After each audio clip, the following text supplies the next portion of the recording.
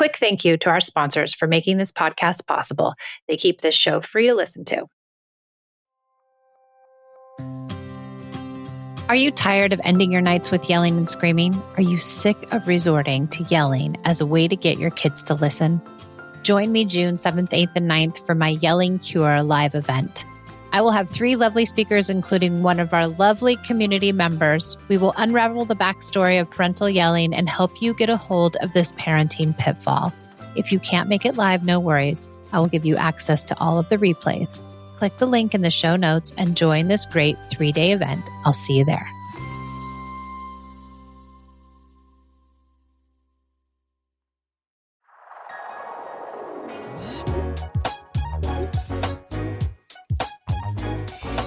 Thanks for joining me on the Peace and Parenting podcast. I'm so glad you're here. Welcome to the Peace and Parenting podcast. I'm back and I'm all alone. And I have a lovely review from a Apple listener who says, "This is parenting at its best. This really helped with my sibling rivalry issues. She teaches the parent how to teach the child to resolve conflict. And I absolutely love her material. I've learned so much and have become a more thoughtful parent in the process." Thank you so much. I love this one. This is lovely. You know, I really do think that that's true, is that we learn to be more thoughtful in this process because we do away with just giving a punishment or giving a reward. We have to kind of think deeper, and it makes us more compassionate people, I think, and more compassionate parents. So thank you so much for this review. I really do appreciate it. Thank you for all you listeners out there for making Peace and Parenting possible for me and for you. All right, let's dive into this idea of, it's kind of like self-regulation and also what is behind it. So just like this review, there's always something behind behavior. And when we get to the behind the behavior thought, then we are more thoughtful about how we come to our parenting, but maybe we should be more thoughtful about how we come to ourselves too. So self-regulation, a lot of people will come at self-regulation with, well, what can I do to calm down in the moment? Like, what mantra can I say to myself? What kind of breathing can I do? What meditations can I perform? And those are all great things. And I think there's a place for them. But sometimes we have a old thought or an old trigger or an old past experience or a myriad of experiences that have created a sticky point for us that's running in the background of our mind. I became aware of it most recently when I was meeting with a client, and she's lovely and she's working really hard on this stuff. And she has a son who has ADHD and ODD, and he's a lovely kid, but he's not easy to parent. And she didn't come from the easiest childhood.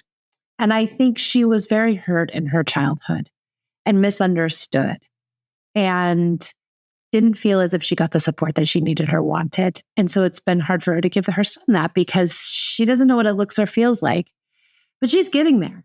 But what we've come to realize is that there's a storyline running in the background for her that's constantly humming.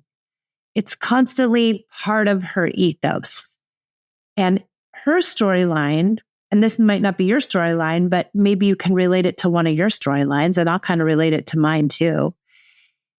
Her storyline is that she has this resentment, right? She has this resentment toward the adults in her life, past partner and also parent. And so these resentments that are running in the background are sucking her energy. They're clouding her thought process. They're creating negativity, and it's impeding the way in which she can come to her son. So I can give her all the meditations and, breathing techniques and visualizations and positivity journals and all of those things, which she's also doing, and we all should be doing. But if that story keeps running, the story of resentment and anger and sadness is running in the background, it eats up our energy. And so by the end of the day, if this story is running from the time you get up at 7 a.m. until 7 p.m., by 7 p.m., you're exhausted. Now, you're also exhausted because you have a kid who's hard to parent. You're trying to do things differently. And you have this story running that's sucking you dry. And if you have an experience with one of these adults in that day that you hold resentment toward, now has that ruined an hour or 2 hours or 3 hours of your day? And does it impede and ruin the way in which you come to your child? So if you have a bad interaction with, let's say you have a resentment towards your dad, and you have an interaction with your dad, does that resentment start coming up to the surface? And then directly after that interaction with your dad, let's say it's a text or an email or a phone call, and you respond to your son or your daughter, will that response be jaded because you had this experience with this person who's a thorn in your side because you hold a resentment toward the person? Now, this is just one example, right? But when we have these storylines running in the background, they hurt our parenting. So when I coach people, I really start with the tools, like what things that we can do and how can we change our responses. But if you stay with me long enough, it gets deeper and deeper and deeper because pretty soon you know all the tools, right? And you know all the responses. And you keep asking me the question over and over again, well, what do I do when they hit? Well, what do I do when they do this? And my response is always the same. But when we can't access those tools because we have other things going on in our psyche, then we have to work on those things in order to fully come into our parenting and fully access all the tools. Now you can do it, right? You can muddle through and do the mantras and do the meditations and get through it and do the tools and make it. But if we can clear out those cobwebs, if we can clear out those stuck points for us, then we really get humming in our parenting and in our life. Because that resentment also, in this case, is holding us back probably in other relationships, or is it holding us back from having a fulfilled life? Before we dive into the next segment, a quick shout out to our fantastic sponsors who make this free podcast possible. This episode is sponsored by ByHeart. ByHeart features a patent protein blend that gets closest to breast milk. Their formula includes the most abundant protein, alpha-lac, found in breast milk, as well as lactoferrin, the number one protein found in colostrum. ByHeart is an easy-to-digest formula which includes prebiotics and an 80-20 whey to casein ratio like in early breast milk, making it great for a newborn's digestive system. ByHeart is the only U.S.-made infant formula made with certified clean ingredients, including organic, grass-fed, whole milk, not skim. What it doesn't have is soy, corn syrup, GMOs, or palm oil. Curious about ByHeart? Redeem your welcome offer at byheart.com/podcast. Use code PEACE for a limited time. Additional terms and conditions apply. You know what I don't miss at all? The vicious week before my period. I always used to feel like I was walking in quicksand and craving the most unhealthy of foods. My sleep was always off and my moods were unpredictable. Now it's easier to manage PMS with Estro Control. Happy Mammoth, the company that created Hormone Harmony, is dedicated to making women's lives easier. And that means using only science-backed ingredients that have been proven to work for women. They make no compromise when it comes to quality, and it shows. And the biggest benefit, feeling like myself again. That's what women mention over and over in their reviews. And there are over 14,000 reviews of Hormone Harmony. For a limited time, you can get 15% off the entire first order at happymammoth.com. Just use code PEACE at checkout. That's happymammoth.com and use the code PEACE for 15% off today.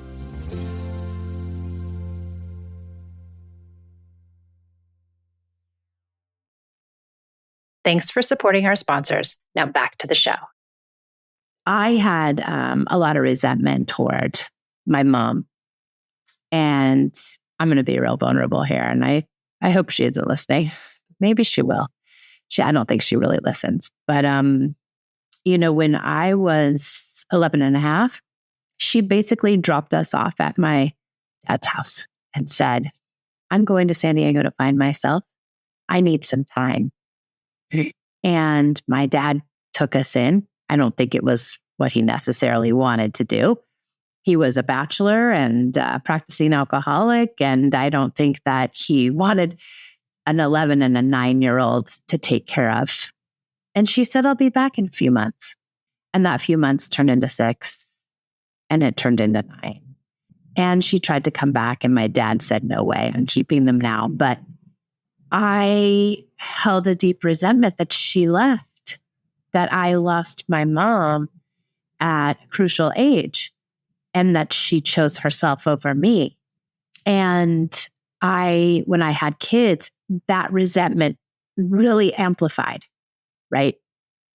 Because finally when I had kids and I felt this, love and connection to these kids, even though I was not necessarily doing it all exactly like I am now, I still felt this deep bond with these children and I would never leave them. I couldn't leave them. And granted, she had different circumstances and she had her own things going on. And I don't blame her anymore. But I did blame her for a long time. And I felt a lot of resentment toward her. And that resentment was eating me up, really. It was eating me alive. It was eating up the interactions I had with her. It was eating up the interactions that I had with my kids because it kept pinging every time, not every time, but some interactions kept pinging me, triggering me, kept pushing me back into those old feelings of, unworthiness and neglect. And then when my kids wouldn't listen to me, I didn't feel worthy. And that unworthiness, I think, came from the abandonment. And there's a whole messed up nest of things happening. And what I realized for me, and maybe also for my client, what she and I are working on is that I had to forgive my mom, and when I forgave my mom, it only benefited me because my resentment, sure, it was hurting our relationship for sure, but it really wasn't hurting her as much as it was really hurting me and my relationship with my kids because I couldn't fully come into myself. I couldn't fully live because I had this humming in the background, this humming of resentment, this humming of unworthiness, this humming of old hurt. And I had done a lot of therapy and I'd gotten to the pain, right? In therapy, I really got to the pain and how hard it was. And my therapists, all of them were so empathic and understanding and heard me and saw me, which I needed in those days back, before I had kids. But what I didn't get to in therapy, which I ended up getting to later, was that I had to forgive her because forgiving her set me free. Because she had all the power, right? Or this experience between us had all the power. And I was allowing it to have all the power. And I think my client now too is, she's realizing that these adults in her life that have disappointed her are holding the power over her because she's allowing them to, because she has these resentments. And so she can't see it because she's in the game, she's trying to just pass the ball off and get the hoop and, get the basics of the mechanics of the game figured out. But when you have somebody who can stand above and look down onto the game and say, oh, but if you look right here, they were coming for a screen. They're trying to screen you. I can see it. But when you're down on the court, it's really hard. And so I think, having someone else point it out to you, sometimes you can say, wow, you're really having a hard time around your person here. What do you think? You're upset. You're holding a resentment. What should we do with that? And when we can forgive in this case, and every case is different, right? Then it unclogs our psyche some. And that unclogging makes us better parents. So although parenting is about the tools and connection and attachment and all these beautiful things, that's a big part of it. But there's another entirely different part, and that is who we are and what we're coming with to parenting. We're coming with many tracks of noise and many different facets to our upbringing. And it would do us so much good if we can clear some of those out so that we can live a fulfilled life, so that we can live a fulfilled experience with our kids. Because it isn't that most of my clients don't know what to do, right? They don't know how to respond. It's that they can't respond because they're clogged up. And when we can unclog, we feel better. And when we feel better, just like our kids, we do better. And that's the beauty of connection, right? Our kids feel better in connection. And we help them unclog by being connected to them, by allowing them to have their feelings, by giving them opportunities for tantrums. But when we're clogged, we almost have to do the same for us. That's why listening partnerships is so good too, is people get into their listening partners and they can unclog themselves, right? And that's a big facet to connected parenting that is unique to connected parenting. And why it is so much more powerful than gentle parenting or peaceful parenting or conscious parenting is that you have that component. And then coaching, coaching is an incredible way to unclog too. So I hope this makes sense. I hope that you can think about whatever's running in the background for you, whatever it is. Is it a resentment? Is it an unworthiness? Is it, it could be anything. It really can. It could be perfectionism. It could, the possibilities are endless. And if you think about it, each time how you can try to find it, it's like, okay, when my child triggers me, right? When I get upset with something that my child is doing, can I stop in the moment and start asking myself some important questions? Why is this bothering me? And the answer is not because my kid is kicking or hitting or biting. The answer is in yourself, because why are you allowing that kicking or hitting or biting or defiance or lying or whatever it is? Why are you allowing that to upset you? And you're allowing it to upset you because it's pushing a button, right? We say this, it's pushing a button, but that button exists because of a thought pattern, because of a story, because of something that's going on in your psyche. And once we can clear those, then we don't have any more buttons. And then our kids' upsets don't bother us as much. Now, can we ever be perfect? Heck no. Will your kids' behaviors still bother you? Of course they will. You can't clear everything. Those damages they're in there, and no matter what, and that's okay. That's part of being human. And it's okay not to clear everything. But when we have a big one, it's important to get them cleared out. I hope this is helpful. Thanks for joining me on the Peace and Parenting podcast. And I can't wait to see y'all next time.